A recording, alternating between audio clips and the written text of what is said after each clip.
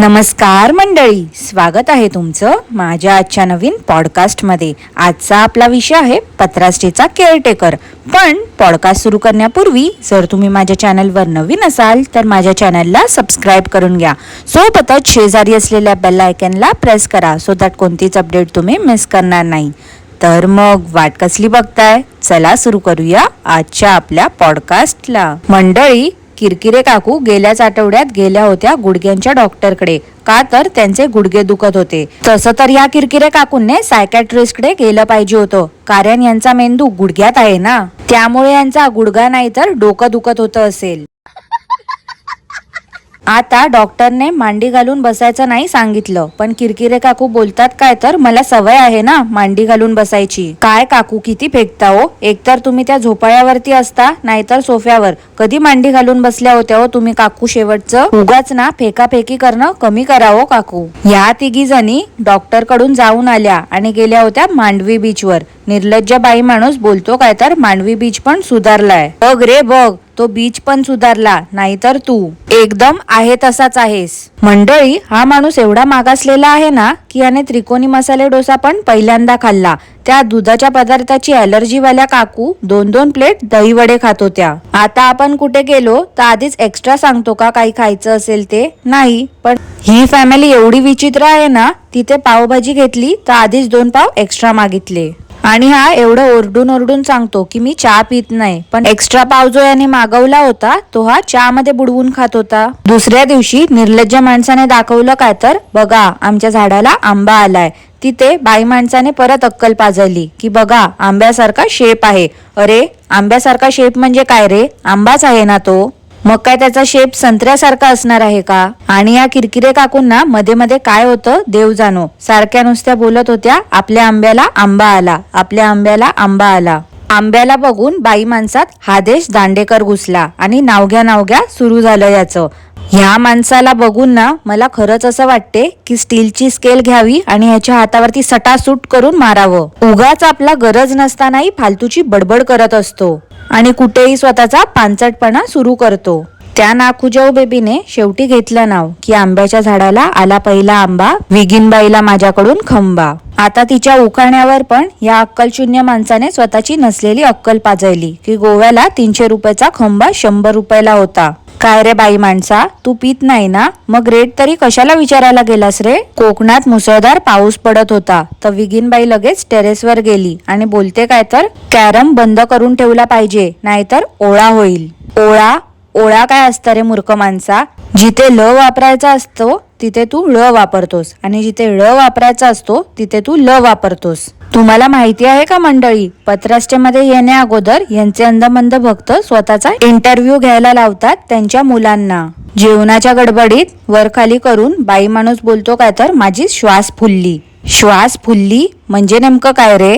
Sprite आणि थम्सअपचं comparison बावळट माणूस सोलकडी सोबत करत होता. तेवढ्यात नाखुजाऊ बेबी बोलते काय तर माझं रिफ्रेशमेंट विगीनबाई आहे. अगं बाई, काय रिफ्रेश करतो ग तुला तो? आजकाल ही नाखुजाऊ बेबी ना किरकिरे काकूंना वाटेल ते बोलत असते. आता 2 प्लेट वड्याची ऑर्डर होती तेव्हा काकूंना ताट वाढताना ही बोलते काय तर ही ऑर्डर आमच्या वड्यासाठी. आता काही दिवसांपूर्वी जेव्हा ती नाचणारी ताई आली होती तेव्हा हा बाई माणूस बोलत होता वार नसला तर आम्ही नॉनव्हेज खात नाही, पण भयानक पाऊस कोकणात सुरू त्या व्हिडिओमध्ये तर हा बोलला की आमचा वार पण सुटतो चिकन बघून. किती रे किती खोटं बोलता तुम्ही लोक. खाता तर खाता बोला ना. जरा काय 5-10 मिनिटं ढग गडगडले तर विगीनबाई घाबरली. काय रे देवा, त्या हेल्परला पण उगाच 11-12 वाजेपर्यंत पत्रास्टेमध्ये थांबवून ठेवलं होतं या लोकांनी. आता पावसामुळे लाईट गेली होती पत्रास्टेमुळे, त्यामुळे गिझर एसी चालू नव्हता. लाईट किती तासाने आली काय माहिती, पण चिकट्याने पैसे तर कमी केले नसतील गेस्टचे. पत्रास्टेमध्ये सकाळी 3 स्टाफ होते आणि रात्री 2. तर किरकिरे काकू बोलतात नाखुजाऊ बेबी आणि विगीनबाई तर दोन्ही टाइमचे स्टाफ आहेत. मुसळधार पावसानंतर दुसऱ्या दिवशी झोपडा स्टेमध्ये बेडूक आला होता. त्या हेल्पर बिचाऱ्या बाहेर काढत होत्या त्याला, पण बाई माणूस लपून राहिला होता. त्याच व्हिडिओचं टायटल होतं नाखुजाऊ बेबी फसली ऑनलाईन. अगदी बरोबर टायटल होतं ते. तसं पण हे दोघं मायलेक मुलगी बघायला गेले होते तेव्हा किती सभ्यतेचा आव आणला होता. राजमहालातून तिला झोपडा स्टे मध्ये घेऊन आले हे लोक आणि सुकुमारीची मोलकरीण करून टाकली. दुसऱ्या दिवशी विगिनबाई व्हिडिओमध्ये बोलत नव्हती तर नाकूजाऊ बेबी बोलली की बायका व्रत ठेवतात ना, मौन व्रत, तसं ठेवलंय वाटते याने. एका गेस्टने केक दिला होता तर किरकिरे काकू नाकूजाऊ बेबीला बोलतात काय तर केक वरून उकाना घे. तर नाकूजाऊ बेबी बोलली तुम्ही घ्या. तर एकही मिनिट न वेस्ट करता किरकिरे काकू सुरू झाल्या. नाकूजाऊ बेबीने कापला केक आणि नाकूजाऊ बेबी साखरवालीची लेक. अहो काकू आता माझा टर्न, मी बोलते त्या ऐका. नाकूजाऊ बेबीने कापला केक आणि विगिनबाईच्या डोक्यावरची केस आहेत फेक. मंडळी तुम्हाला हा उखाणा कसा वाटला मला नक्की कॉमेंट करून सांगा हा. आणि तुम्हाला अजून काही उखाणे सुचत असतील ते देखील कॉमेंट करून सांगा. दुपारी जेवणात 3 सुरमईच्या तुकड्या होत्या तर विगिनबाई बोलली मला छोटीच दे. आणि थोड्या वेळाने जेव्हा हा ताट घेऊन आला बाहेर तेव्हा याच्या ताटात 2 तुकड्या होत्या, कारण नाकूजाऊ बेबी आधीच बोलली होती की ती खाणार नाही आहे. मंडळी हा बिंडोक माणूस एवढे शॅम्पूचे सॅशे घेऊन जातो ते खरंच ते गेस्ट लोक यूज करतात का? नाही म्हणजे हा बोलतो ना तिथे पाण्याचे वांदे आहेत, कपडे पण हा एक्स्ट्रा आणायला सांगतो लोकांना. मग असं असतं ना, कोण आहेत ती लोक जे तिथे जाऊन हेअर वॉश करतात आणि त्यात पण आताच्या टाइमला कोणतो शॅम्पू यूज करते का? त्या दिवशी मी कॅलेंडर बद्दल बोलली होती बघा की अजूनपर्यंत हा माणूस एप्रिल मध्ये चढकलेला आहे. तर 27 मेच्या व्हिडिओ मध्ये बघा कॅलेंडर चेंज केलेला दाखवत होता. लपून छपून हा माझे पॉडकास्ट ऐकतो पण मान्य करत नाही. ठीक आहे रे, नको देऊस मला क्रेडिट, निदान माझं बोलणं ऐकतोयस तू हीच खूप मोठी गोष्ट आहे. त्या दिवशी पत्रास्टे मधल्या कुकरची शिट्टीच होत नव्हती. नाकूजाऊ बेबी बोलते आम्ही इथे 4 लेडीज उभ्या असून पण शिट्टी मारत नाही आहे कुकर. पण जेव्हा विगिनबाई शेगडी जवळ जाऊन उभी राहिली तेव्हा कुकरची शिट्टी लगेच झाली. काय दिवस आले आहेत या माणसावरती. उकड बटाट्याची भाजी अशी पण भाजी असते का हो मंडळी? नाही म्हणजे उकडलेल्या बटाट्याची भाजी किंवा बटाट्याची पिवळी भाजी माहिती आहे, उकड बटाट्याची भाजी हा शब्द तर मी पहिल्यांदाच ऐकलाय. हा माणूस कुठून कुठून नारळ आणतो? झेडमार्ट मधून कधी नारळ आणतो, कधी गावातल्या कोणाकडून विकत घेतो, कधी पालखीचे नारळ वापरतो. वर त्या काकूंसमोर बोलतो काय तर हे नारळ मस्त आहेत, झेडमार्टचे नारळ छोटे असतात. त्या काकूंने पण या बिंडोक माणसाचा चांगलाच पचका केला. याला व्हिडिओ नको घेऊ सांगितलं. आता 10 जून नंतर पत्रास्टेला लॉक लागणार आहे आणि पत्रास्टे रिओपन होणार आहे ऑक्टोबरला. आता बाई माणूस नको ते काम करत बसेल. मुंबईला आला की टोमल काकूंसारखा एक दिवस बसेल मग 2 माकडांना घेऊन स्टंट व्हिडिओ करायला आणि टायटल ठेवेल मी केलेल्या कंप्लेंटचं काय झालं. आता लवकरच बाई माणसाचा थर्ड हनीमून बघायला मिळेल नाशिकला. आजकाल सुरुवातीलाच याच्या व्हिडिओमध्ये शांत कॅमेरा पकडून हा उभा असतो ना, खरंच खूप बरं वाटते. पण मला हे समजत नाही पूर्ण व्हिडिओमध्ये हा बाई माणूस गप्प का बसत नाही.